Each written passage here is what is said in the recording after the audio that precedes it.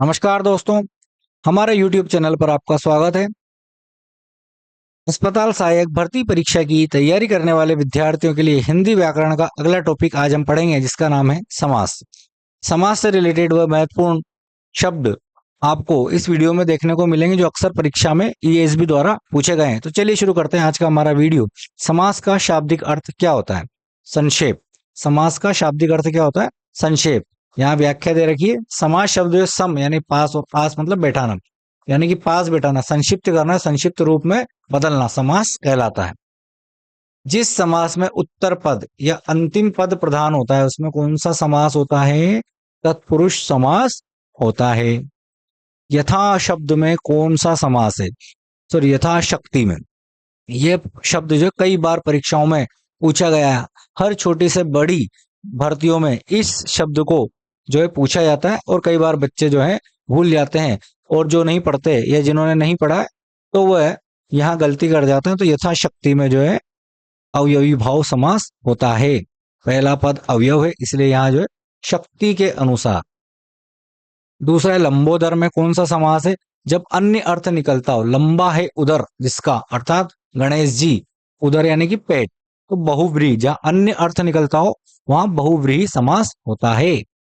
दशानन में कौन सा समास है? दशानन, दश है आनन जिसके, आनन यानी कि मुख, अर्थात रावण।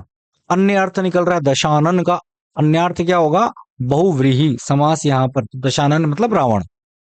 जिस समास के दोनों पद प्रधान होते हैं वहां कोई तीसरा अर्थ प्रधान होता है। दोनों पद जो अप्रधान होते हैं और तीसरा अर्थ प्रधान होता है वहां बहुव्रीहि समास होता है। तो परिभाषाएं तो कम ही पूछी जाती हैं परीक्षाओं में, लेकिन ये परिभाषाएं इसलिए दी गई हैं ताकि आप जो है टॉपिक, अगर जिन्होंने नहीं पढ़ा है तो वो यहाँ इस परिभाषा को पढ़कर भी टॉपिक्स क्लियर कर सकते हैं। जिस समास में दोनों पद अप्रधान होते हैं, यानी कि पहला और दूसरा पद प्रधान नहीं होगा, पहला दूसरा उत्तर पद भी कहते हैं उसको, कोई तीसरा ही पद प्रधान होता है, वहां बहुव्रीहि समास होता है। उपकुल में कौन सा समास है? अव्यवी भाव समास। उपकुल यानी कुल के समीप। रामानुज का सही समास विग्रह क्या होगा? रामानुज यानी राम का अनुज, अर्थात तत्पुरुष समास। अनुज यानी कि छोटा भाई। नवग्रह में कौन सा समास है? नवग्रह द्विगु समास है, जहां संख्या होगी वहां द्विगु समास होगा। पहला शब्द जो है संख्यावाचक होना चाहिए। देशभक्ति, देश के लिए भक्ति, यह प्रश्न कई बार आया है परीक्षाओं में। देशभक्ति यानी देश के लिए भक्ति, तो यहाँ कौन सा समास है? तत्पुरुष समास है। चरण कमल में कौन सा समास है? ये शब्द बिल्कुल याद रखिएगा, 100% एग्जाम में आने वाला है। चरण कमल कर्मधारय समास। कमल के समान चरण, किसके समान? कमल के समान जो है चरण है, तो यहाँ चरण कमल शब्द में जो है कर्मधारय समास है। चौराहा, चार राहों का समूह, अर्थात द्विगु समास। संख्या आ गई ना चार। पाप पुण्य, अब देखो दो अलग अलग, पाप और पुण्य, क्या बोलेंगे? पाप अलग है और पुण्य अलग है, तो पाप और पुण्य, तो द्वंद्व समास होगा। मुख दर्शन, मुख के दर्शन, तत्पुरुष समास। यथासाध्य, साध्य के अनुसार, तो अब इसमें कौन सा? अब यथाशक्ति कई बार आया है, तो जरूरी थोड़ी यथाशक्ति ही है, यथासाध्य भी आ सकता है। तो इसमें कौन सा समास है? अव्यवी भाव समास है। नीलोत्पल, नीलोत्पल में कौन सा समास होगा? कर्मधारय। नीला है जो उत्पल, उत्पल अर्थात कमल। इस प्रश्न को भी ESB ने कई बार परीक्षाओं में पूछा है, नीलोत्पल। मृगनयनी में कौन सा समास होगा? मृग के समान नयनों वाली, कर्मधारय समास। पंचवटी, ये शब्द आपको याद रखना है। पंचवटी यानी कि पांच वटों का समूह, द्विगु समास, पांच आ गया ना, पंच। दिनों दिन, दिन ही दिन में अव्ययी भाव, दिन ही दिन में अव्ययी भाव समास है। पीतांबर, तो पीत है, पीत है अंबर जिनका, अंबर मतलब वस्त्र, पीत मतलब पीला, तो अर्थात कौन? श्री कृष्ण। तो अन्य अर्थ, अन्य अर्थ निकल रहा है, वहां बहुव्रीहि समास ही होता है।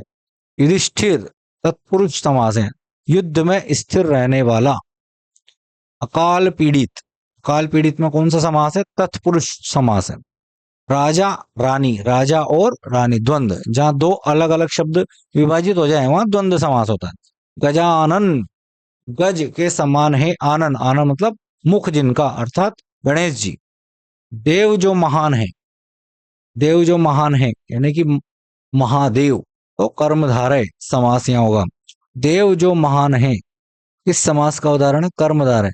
प्रथम पद विशेषण और उत्तर पद विशेष्य वहां कर्मधारय समास होता है। पंचामृत, पंच शब्द आ गया ना, द्विगु समास। 5 अमृतों का समाहार। पुरुषोत्तम, पुरुषों में उत्तम अर्थात तत्पुरुष समास। आजन्म, अव्ययी भाव समास है इसमें, जन्म पर्यंत। जिस समास में दोनों पद प्रधान होते हैं वहां द्वंद्व समास होता है। विशेषण और विशेष्य के योग से कौन सा समास बनता है? तो कर्मधारय समास बनता है विशेषण और विशेष के योग से। सप्तर्षि में कौन सा समास है? सप्त, 7 आ गया तो द्विगु समास होगा। भाई और बहन द्वंद्व समास।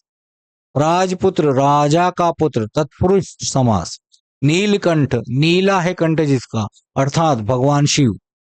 त्रिलोचन, 3 है लोचन यानी कि आंखें जिनकी अर्थात भगवान शिव। करुणापूर्ण, करुणापूर्ण में कौन सा समास है? तत्पुरुष समास। अवयवी भाव समास का उदाहरण बताइए। प्रतिदिन यानी दिन दिन, प्रत्येक दिन, हर दिन। अनजान शब्द में कौन सा समास है? अनजान, जिनको हम नहीं जानते हैं, तो तत्पुरुष समास। दाल रोटी, दाल और रोटी द्वंद्व। विद्याधन, विद्यारूपी धन, यहां विद्यारूपी धन में जो है कर्मधारय समास है। शशि शेखर में कौन सा समास है? शशि है शेखर पर जिसके अर्थात भगवान शिव, बहुव्रीहि समास। शशि यानी कि चंद्रमा। गौशाला में कौन सा समास है? इसको याद रखिएगा, गौशाला। गौ यानी गायों के लिए जो शाला होती है स्थान, उसमें तत्पुरुष समास है। कष्ट साध्य का सही समास विग्रह क्या होगा? कष्ट से साध्य अर्थात तत्पुरुष समास। प्रतिवर्ष में कौन सा समास है? अव्ययी भाव। प्रति शब्द जहां है प्रतिवर्ष, प्रतिदिन, तो वहां अव्ययी भाव समास होता है। घनश्याम में सामान्यतः कौन सा समास होता है? कर्मधारय। सुपुरुष में कौन सा समास है? अब देखो ये वाला प्रश्न जो है दोबारा हम देखते हैं। घनश्याम में जो है कर्मधारय समास है, लेकिन अगर वहां कर्मधारय और बहुब्रीहि दोनों ही ऑप्शन में दे रखे तो घनश्याम में जो है कर्मधारय समास होता है, लेकिन घन श्याम का एक अर्थ और निकलता है, घन के समान, घन मतलब बादलों के समान काला अर्थात श्री कृष्ण, वहां पर बहुब्रीहि जो है समास होगा। तो इस बात को आप ध्यान रखिए, या तो दोनों में से एक ऑप्शन में होगा, और दोनों ऑप्शन में रहते हैं तो पहले आप कर्मधारय लगाइए और दूसरे नंबर पर बहुब्रीहि। सुपुरुष में कौन सा समास है? कर्मधारय। मन माना में कौन सा समास है? तत्पुरुष। वैसे जो है कंफ्यूजन वाले जो है ऑप्शन में विकल्प नहीं दिए जाते हैं ईएसबी द्वारा, और अगर मान लीजिए गलती से इस प्रकार का प्रश्न आ भी जाता है जैसे अभी हमने देखा घनश्याम वाला प्रश्न, तो फिर उसको ईएसबी को बाद में डिलीट करना पड़ता है। शोकाकुल में कौन सा समास होगा? तत्पुरुष समास। शतसई या सतसई में जो द्विगु सत, 7 दोहों का समूह। ऋण मुक्त, अपादान तत्पुरुष, ऋण से मुक्त, अलग होने के अर्थ में कौन सा शब्द यूज किया जाता है? अपादान। तो इस प्रकार जो है कम समय में समास के महत्वपूर्ण शब्द जो परीक्षा में आते हैं वो आप तक हमारे द्वारा